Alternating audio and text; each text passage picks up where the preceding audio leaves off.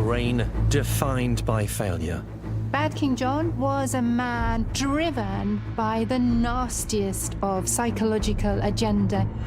A king who ruled through fear. What is the job description of a king? To protect the people, to protect the church, to rule justly. John failed on almost every one of those criteria. But was he really any more bloodthirsty than other medieval rulers? John was particularly unhinged. He turned his aristocracy into a problem. His crimes did shape history. The Magna Carta really is his biggest public apology, and this is really a watershed moment. Magna Carta is an extraordinary document. Murder, brutality, and a bloody downfall. The life and times of one of history's most lampooned monarchs. Rulers come and go, but what legacy will the sands of time leave behind? Bad King John. Is he truly a killer king? As foul as hell is, it's made fouler by the presence of King John.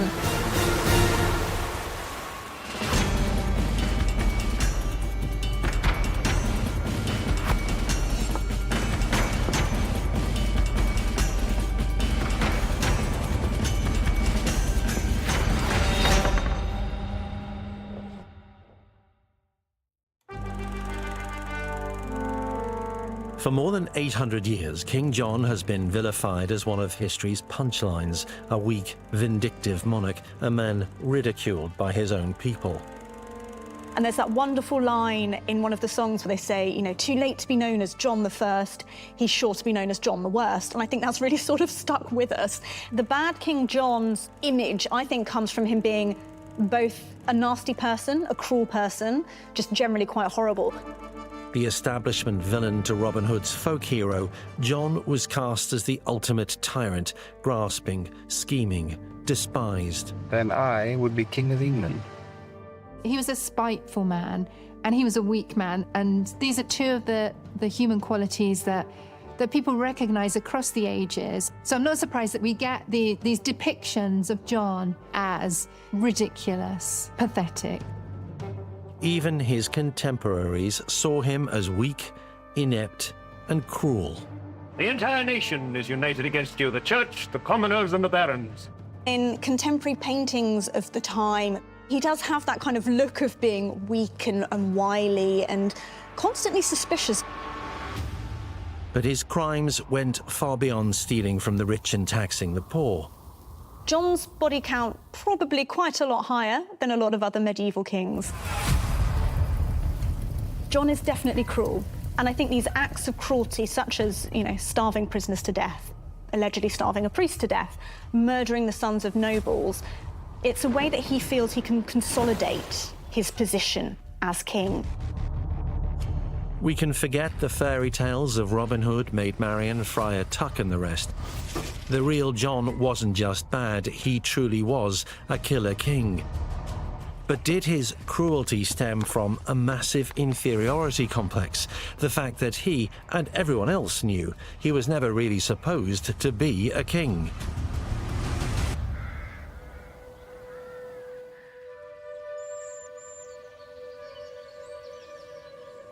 John is born to the most charismatic couple of the mid-12th century. That's Eleanor of Aquitaine and Henry Plantagenet, two extraordinary individuals who were politically successful, not just in England and in the British Isles, but also in France.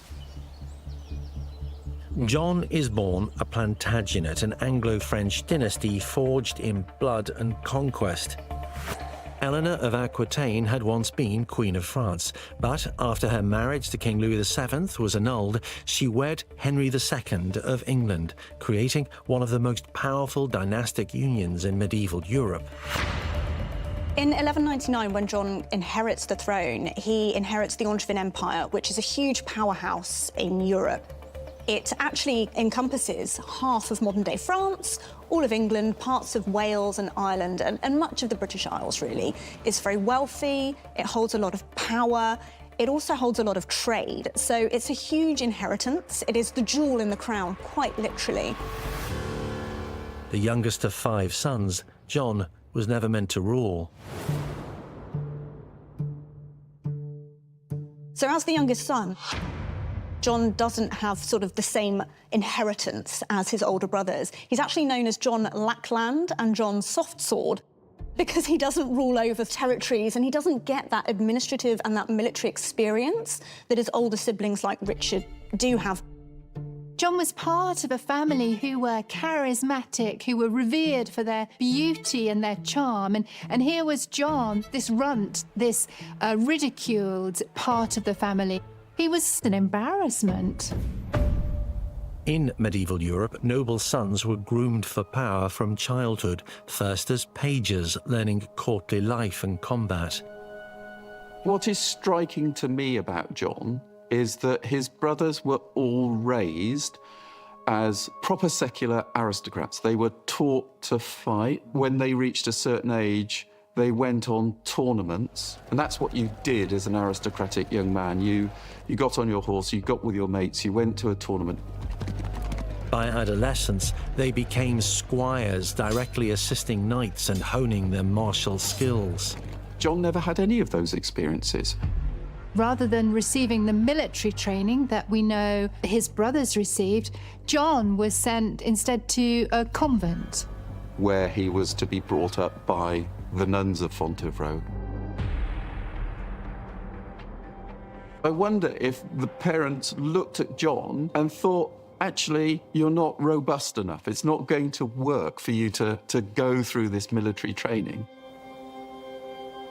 Raised by nuns rather than training in a warrior's household, John's life would be forever shaped by the perception that he lacked the warrior aura of his father and elder brother, or the sharp intelligence and statesmanship of his mother. They didn't take him seriously in the way that they took Richard seriously, or in the way that they took Henry Plantagenet seriously, or indeed the way they took Eleanor of Aquitaine seriously. I mean, he's like the runt of the litter, really, isn't he? I think he felt ridiculed. It created within John a narrative of being on a mission to avenge that sense of being ridiculed that drove him his entire life. John missed out on the essential lessons of leadership, duty, loyalty, and the chivalric code that defined noble rule. So the chivalric code is sort of a way of behaving and conducting yourself in the Middle Ages. It's a code of behavior. It's a way of presenting yourself to the world. And it encompassed all aspects of life, personal life, public life, family life. For kings, it was more than a moral code. It was a ruler's measure of legitimacy. And it's certainly something that John falls down on. He is not chivalric at all, on the battlefield or at court. And I think, again, this is why he is criticised so heavily. His brother Richard the Lionheart is known as a chivalric king. He went off on successful crusades. He was very much sort of painted in that way.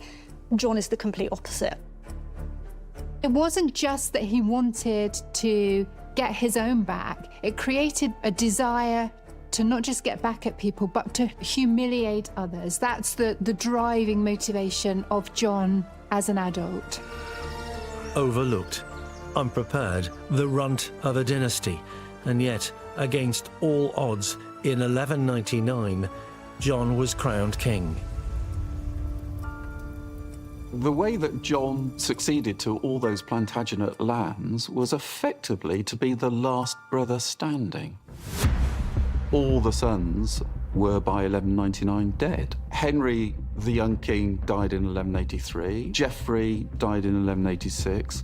Richard died in 1199. By the time John inherits the throne in 1199, he's got a lot to live up to. Henry II is a fantastic administrator. He completely reforms justice. He brings in a lot of judicial traditions that we still have today. And of course, his brother, the famous Richard I, or Richard the Lionheart, very well known as a military leader, going on crusades, fighting for the church.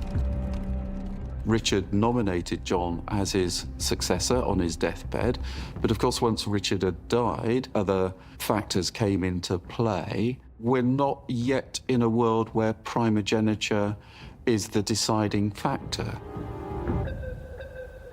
John's path to the throne was not automatic. His claim rested on Richard's nomination, but succession required more than just a royal decree.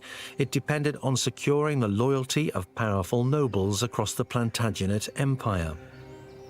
Each bit of these territories can make a decision about which of the Plantagenets it's going to throw its support behind at the point that the old ruler dies and we're in the business of trying to find a new ruler. So there's a possibility for revolt. The Plantagenet Empire was cracking. Brittany, Anjou and Aquitaine were slipping from John's grasp as they looked to someone else to be their ruler. There is some bad luck involved. He is up against, a much stronger French king, but also because he's not got that experience and he doesn't gain the trust of the nobilities, particularly those based in the continent, he doesn't have that support base. There was a succession dispute that went on. To hold on to power, he would have to fight, and in the medieval world, that meant blood.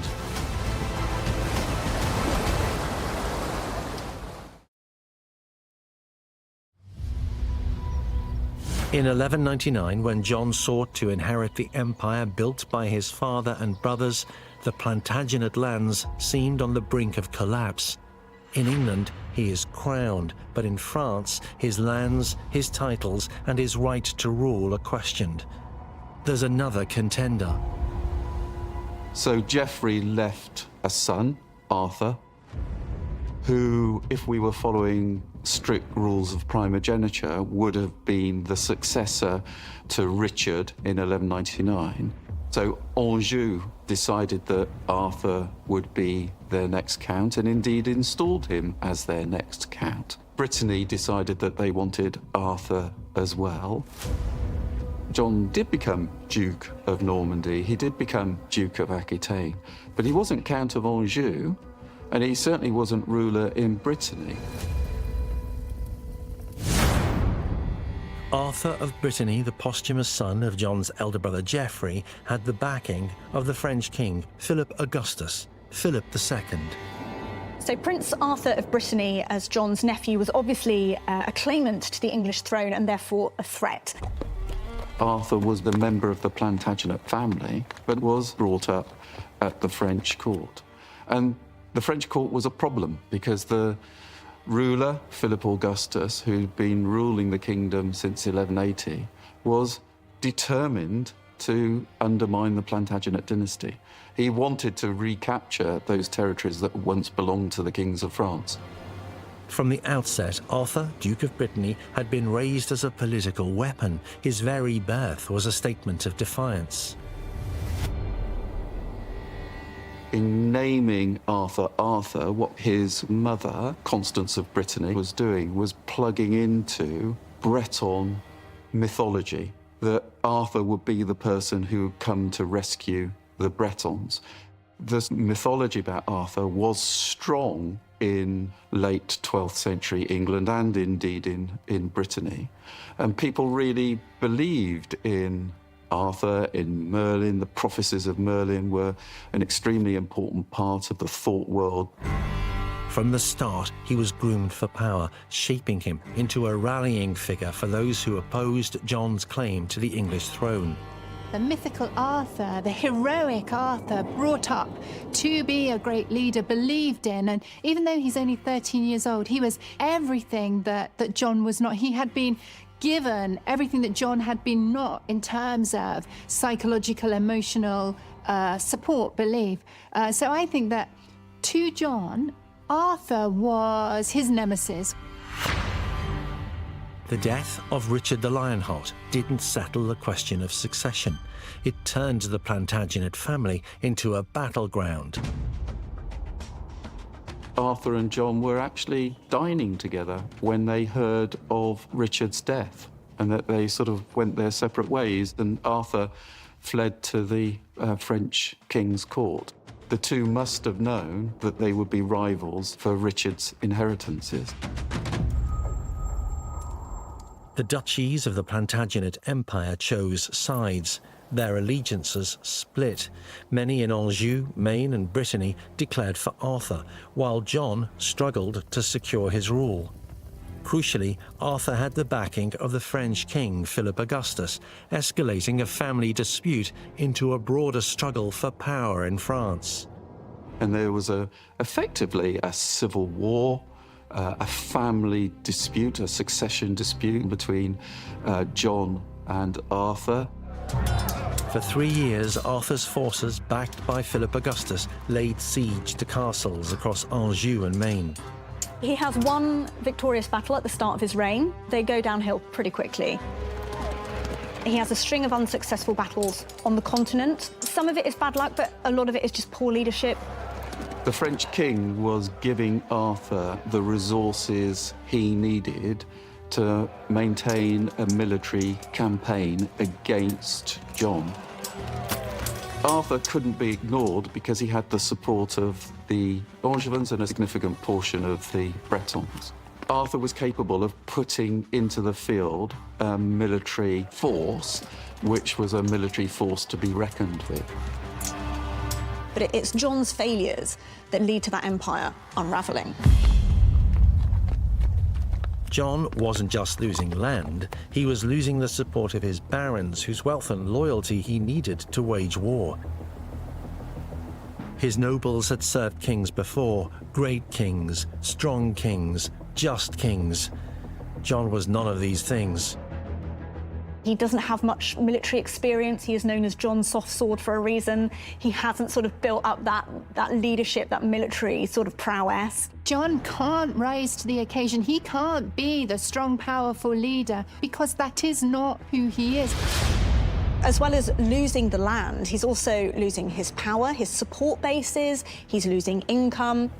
John, not raised in the chivalric tradition, repeatedly breaks the rules of war, treating his enemies with cruelty and disdain rather than honour. John was not being magnanimous towards his opponents. What he was doing was he was ill-treating them, mistreating them. There were certain ways you were expected to behave on the battlefield, and that included treating your prisoners, particularly noble prisoners, with respect. They were there to be bargained with. They weren't there to be murdered. You weren't really aiming to kill your opponent. What you were aiming to do was to capture your aristocratic opponent, take his horse, take his armour, then take a ransom, sell him back to his family. All this would be done in an honourable way. John deployed brutal and unconventional tactics. He seized noble hostages, women, children, and knights, using them as leverage rather than respecting the customs of war. He refused to ransom prisoners, opting instead to starve them or execute them outright. And I think these acts of cruelty, such as, starving prisoners to death, murdering the sons of nobles, it's a way that he feels he can consolidate his position as king. There's nothing of honour or conviction that drives this man. He is all about the childish resentment he still harbours, and he was motivated by a personal, vindictive, vengeful mission that sought to humiliate anyone and everyone purely so that he could feel better about the rejection and disrespect he had experienced as a child. Unsurprisingly, this did not inspire loyalty amongst the English nobles. The stealing of the wives of the barons, all the acts that totally reject the social structures of the time, are him almost like a sulky child. It's almost, they have an almost tantrum-like quality to it. He was never respected, he was never accepted. And now here he is, not just rejecting those codes that rejected him, but actually flouting them, actually showing that he is king and he can do what he wants, whatever the formal codes and the chivalric rules and principles. For later chroniclers of King John by the 1220s, a theme soon emerges. Despite his exalted position, he just wasn't very good at winning friends and influencing people. One of the things that comes out very clearly from this text from the 1220s is very much a sense that John couldn't relate well or properly to his aristocracy. They didn't take him seriously. He knew that he was disrespected. He knew that he was disliked. But there's a big difference between knowing that intellectually and really take that on board emotionally. He's gaff prone. He doesn't understand other people because all he's focused on actually is getting them to like him, desperation to get them to like him, to respect him. He's not actually very good at understanding other people and other people's feelings. There's this extraordinary moment when John is travelling through the countryside and he stops at a castle at Alençon, which is controlled by a man called Robert of Say. And he stays there for a few days. He dines with Robert, and then he goes on his way. And he gets a few miles down the road, and Robert of Say then hands his castle over to the French king. He basically commits treason against John. John hears about this, and he's utterly shocked. The fact that the personal, direct, face-to-face contact with King John caused him to be instantly disliked doesn't surprise me. This was a man who had a hatred of people. By 1202, John's world was collapsing. His aging mother, Eleanor of Aquitaine, one of his last true allies, had retreated to the fortified castle of Mirabeau in Anjou. Now over 80 years old, she was still fighting to hold together what remained of the Plantagenet Empire. John's mother was rallying support for John. Arthur obviously knew this, and so he laid siege to the castle at Mirabeau.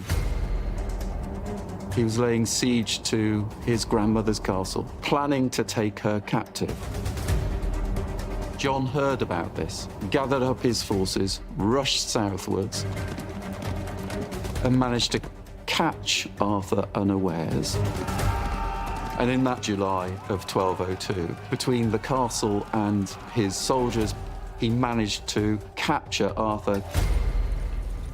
The situation looked like it was going to turn in John's favour. Prince Arthur's capture really is a turning point. 16-year-old Arthur was captured on the 1st of August 1202 and imprisoned in the Château de Falaise in Normandy. John finally had control of his greatest threat. But capturing a prince was one thing. Deciding what to do with him was quite another. What then happened is what really turned people against John, because John then mishandled what he did. No one source is absolutely clear what happened. John began to see the existence of Arthur as a major problem. So John and Arthur met one another at Falaise Castle, and words were exchanged between them. John confronted Arthur. John begged Arthur to come on side, to be a Plantagenet. This must have been intolerable for John, that he finds himself in the position where he has to go to Arthur, his nephew, to beg him to persuade the people of the duchies who are supporting this boy, to persuade them to support him. And Arthur refused point blank to do a deal with John.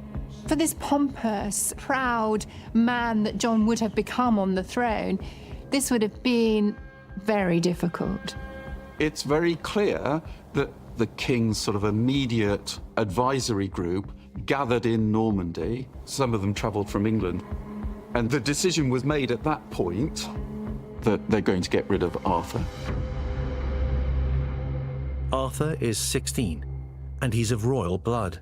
We know that Arthur was got rid of. Almost certainly on the 1st of April, 1203. Chronicles do recount that Arthur was strangled and his body was thrown in the River Seine. A rather scurrilous rumour going around was that John, in a fit of drunken rage, murdered Arthur. But it was definitely advantageous to John to get rid of him. So there's certainly the motive. He certainly has the power networks and the reach to get to Prince Arthur, the connections. It's just whether or not he was the one that actually ordered that murder. But I'm not surprised that people speculated about this. People knew the rancid, putrefied, underlying character of John, and they knew the power in his hands. John was capable of doing anything.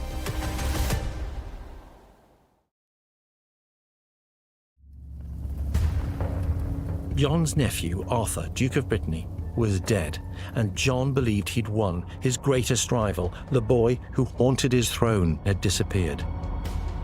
John and his court believe he truly is an unrivaled king of the castle.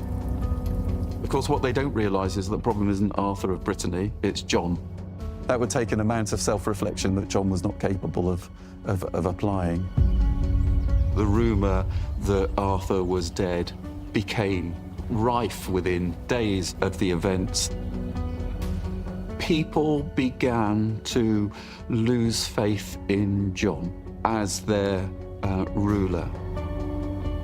This was a period where it was quite common to sort of bump off rival claimants to the throne, difficult members of the family, but Prince Arthur was still a young person. He's still sort of developing, he's still a minor, and in a position of trust as an uncle, I think this was seen as quite abhorrent. John had underestimated the impact of his crime. The way that John miscalculated is that he forgot that sort of rule of politics, which is you've got to tell the story. The person who was controlling the narrative very rapidly afterwards was the French king, Philip Augustus. Philip II of France seized the opportunity. Normandy, Anjou and Aquitaine, lands that had been held by John's ancestors for generations, began turning against him. And then over the course of the next 6 months, the French king managed to mop up John's continental territories. By the summer of 1204, John had effectively lost contact with his continental lands. We see the loss of Normandy, which is a key stronghold for England on the continent. That's the first piece of the puzzle to go. That starts to unravel in 1204. He loses Poitou and Anjou in pretty quick succession, and then disastrously his mother, the formidable Eleanor of Aquitaine, who obviously brought the territory, the Duchy of Aquitaine, into the Angevin Empire, she dies. And so we lose that really important, strong influence on the continent. We see the Angevin Empire basically start to disintegrate. For the remainder of his life, he spent his energies trying to recapture those lost patrimonial lands.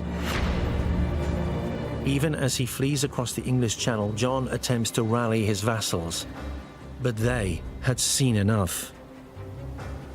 I think one of the key issues is that John repeatedly tries to build back his power base. He tries to go on these military campaigns, and they cost a lot of money.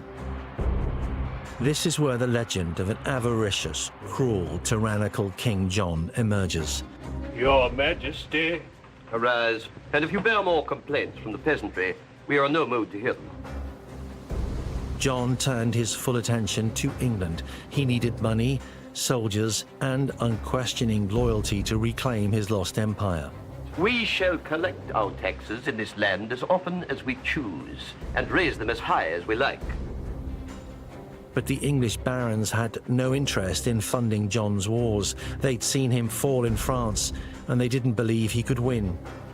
He was milking England for resources. We have an indication of the sorts of amounts of money that he was storing in his castle treasuries in order to make it possible for him to fund his intended campaign. He is raising taxes, he's calling in personal debts, he's charging huge fees to his barons for things like inheritance in order to fund these military campaigns that are unsuccessful, and that really, really rankles. Why does he continue to pursue these hopeless battles? Psychologically speaking, this is the only way he's ever had any respect. So he is going to cling on to it for as long as he possibly can. Without the throne, John would be a non-entity. He would be insignificant. And when his authority wasn't enough, John resorted to pure terror to get what he wanted. He exploits the royal forest and imposes incredibly harsh penalties for anyone who's caught hunting in them. You know, you could be mutilated and branded, you could lose an eye if you were caught hunting deer in the royal forest. It's a particularly harsh punishment for a relatively small crime. I think it allows this sort of cruel and vindictive streak to play out. John's rule in England was increasingly defined by cruelty. He turned his aristocracy into a problem. Rather than being allies, he began to rule them with an iron hand, or an iron rod, I should say. As well as getting large amounts of money out of them, he ruled in a way that people thought was arbitrary. The throne affords him a power he wouldn't otherwise have. So he's going to cling to it, even when it's clearly not the right way forward. John was desperate to keep control, even to the point of terrorizing members of the clergy. He was also accused of murdering a priest. According to one chronicler, Roger of Wendover, he puts a cloak of lead on him and he is left to starve to death. He's spectacularly good at knowing how to demean people, humiliate people, the type of suffering which will cause the maximum humiliation. In 1212, it's alleged that John murdered 28 sons of the Welsh nobility in order to keep control over Prince Llewellyn. Even in his day, by medieval standards, he wasn't doing the things that were expected of him. There's also the stories of his wife's lovers being murdered, allegedly strangled on her bed, which is, you know, really quite the statement to make on John's part. He knows humiliation. He recognizes humiliation. He knows how to turn the tables and impart the most spiteful of acts of violence against other people.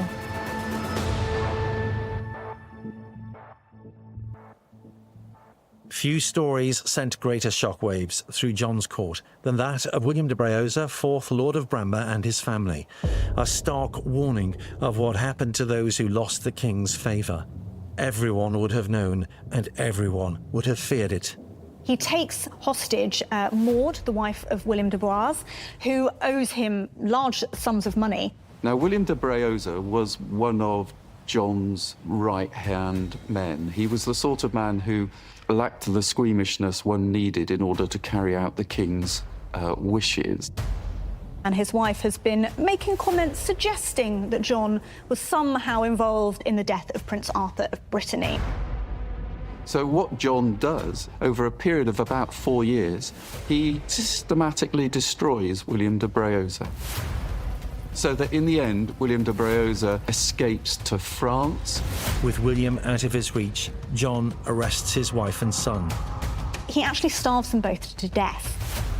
It's related later that Maud was so desperate, she was so starving, that she eats the flesh of the cheek of her son to try and survive this terrible ordeal.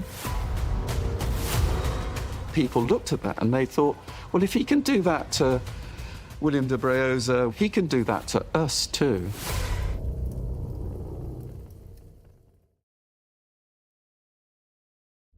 Not content with warring against France and alienating his own nobles, John then turned his defiance toward the church, picking a battle not just with his kingdom, but with the Holy See itself.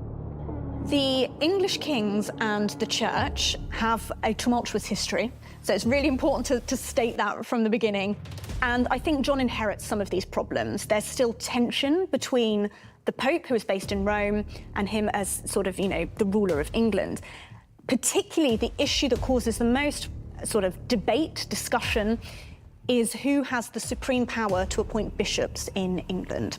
John obviously feels that as King of England, it should be his role. The Pope, as head of the church, feels that it's really his right to do that. At stake, everything that was important to John: power and money. Now, the reason that bishoprics are so contentious is because if they're left vacant, the king could collect the revenue. You can almost feel King John stamping his foot. Anything and anybody who carries the respect and the conviction and the honor that John just can't, he will react arbitrarily against. 1208. The situation had reached a breaking point. The Pope then made a decision to use his spiritual power against John's subjects. And so what he did was he placed an interdict on England in 1208. And in doing that, he deprived John's subjects of their spiritual support. He denied his subjects the possibility of salvation, and so condemned them to eternal damnation. That's a proper crime. Not a crime as you and I would understand it, but if you live in a world where you are taught that you have to take the sacraments in order to guarantee your salvation in the next world, because your current world is pretty grotty anyway, it's going to be better if you are saved. For 6 years, England was spiritually abandoned by the Church of Rome. You can't go and listen to Mass in your local church. They can't even ring the church bells. You can't hear the last rites. You can't be buried in consecrated ground. You can't be baptized. We know it caused incredible psychological suffering to his people. It took away their sense of being protected, guided, at peace, of going to heaven. And at this time, that would have meant everything to the people. And he willingly and arbitrarily denies his people this because of this almost sulky decision to not to support the choice of archbishop. So it really is a turning point. It's arguably one of his biggest crimes in the eyes of his subjects and the eyes of contemporaries. He pushed large sections of his aristocracy to the point where they were prepared to think about overthrowing them. They start rebelling against John. And in the end, John was forced to concede the terms of Magna Carta. The Magna Carta really is his biggest public apology. The Magna Carta, which essentially represents a demotion for John. It's everything which would have triggered every resentment, every piece of fury within him, his worst nightmare.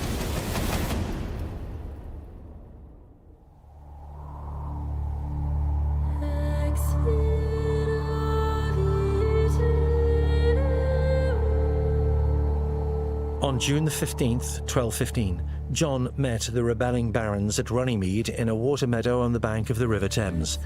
John signed a document that would change the course of English history. Magna Carta is an extraordinary document.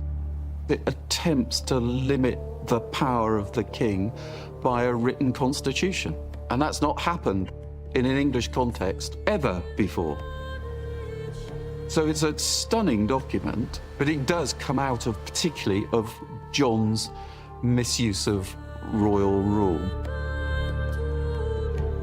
And fundamentally, what they do is they change the hierarchy of English kingship.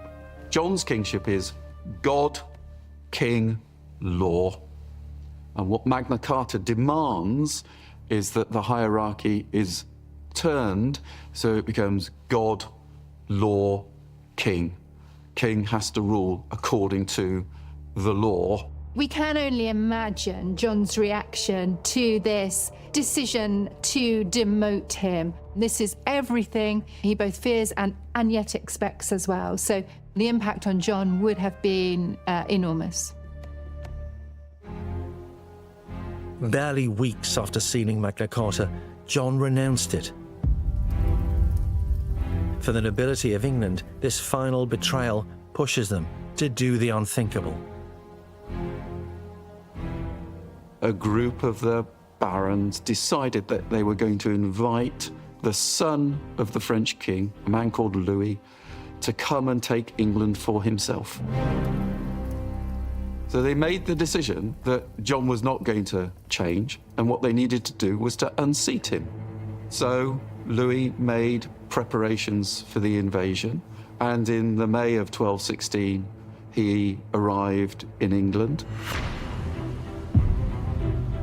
For the first time since William the Conqueror, the French army landed on English soil. Within weeks, London fell. Dover was under siege. Winchester, one of the most important cities in England, was in enemy hands. Large parts of the Midlands were all in the hands of the rebels or the French king. The north was in the hands of rebels. Parts of Western England were in the hands of rebels. With vast parts of England under French control, the great Plantagenet Empire was teetering on the brink of collapse. John retreats west, moving between the few fortresses still loyal to him. As the French approach, John's military household begins to desert him. Fundamentally, the kingdom was lost, and he recognized the kingdom was lost. So we have a letter of his, which he wrote to the then Pope, Honorius III. He says, "We despair.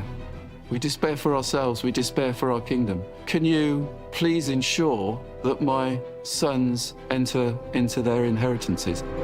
He thought he'd lost everything.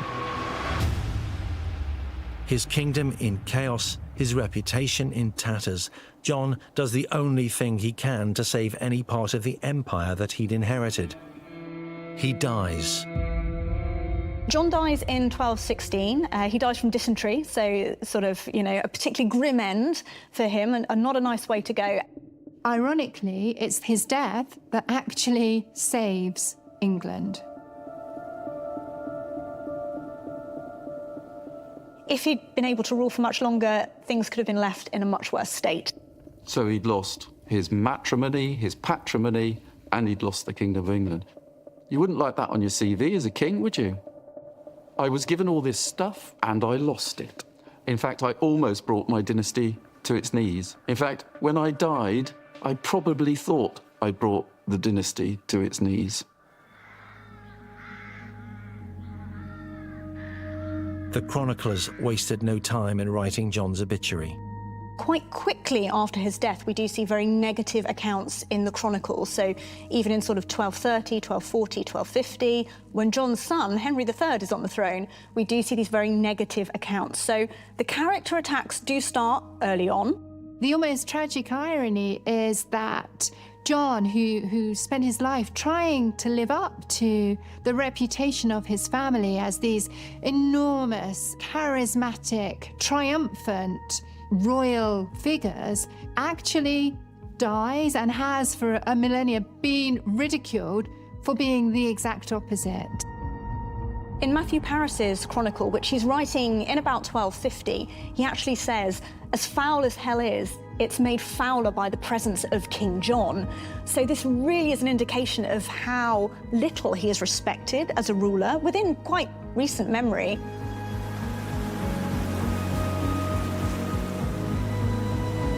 But with the passage of time and the benefit of historical perspective, is the nickname Bad King John justified? The bad King John's image, I think, comes from him being both a nasty person, a cruel person, just generally quite horrible, but also being really bad at kingship, because the things that medieval people wanted, a pious ruler, a good warrior, someone who's fair with justice, well, he wasn't any of those things. So he's bad really in all senses. It is very hard to redeem him in any way, if I'm honest. What is the job description of a king? You agree that you're going to uphold certain principles, and one of them is to protect the people, and one of them is to protect the church, and one of them is to rule justly. Why did John then subsequently have a bad reputation? Well, because he catastrophically failed to do what the king was supposed to do. Did he kill? Repeatedly. Was he cruel? Undoubtedly. But John's greatest crime, he truly was a bad king. Was he mad or bad? I think a bit of both. I think there's certainly some kind of personality traits that aren't great in John, but I also think he was a really rubbish king. He was not a good king. He has very few redeeming features, and I think it's quite hard to sort of see the positives in his reign. Bad King John may not have had the body count of other kings, but he was a man driven by the nastiest of psychological agenda. He was driven by a mission to humiliate and cause suffering. And for me, there's no closer definition of evil than that.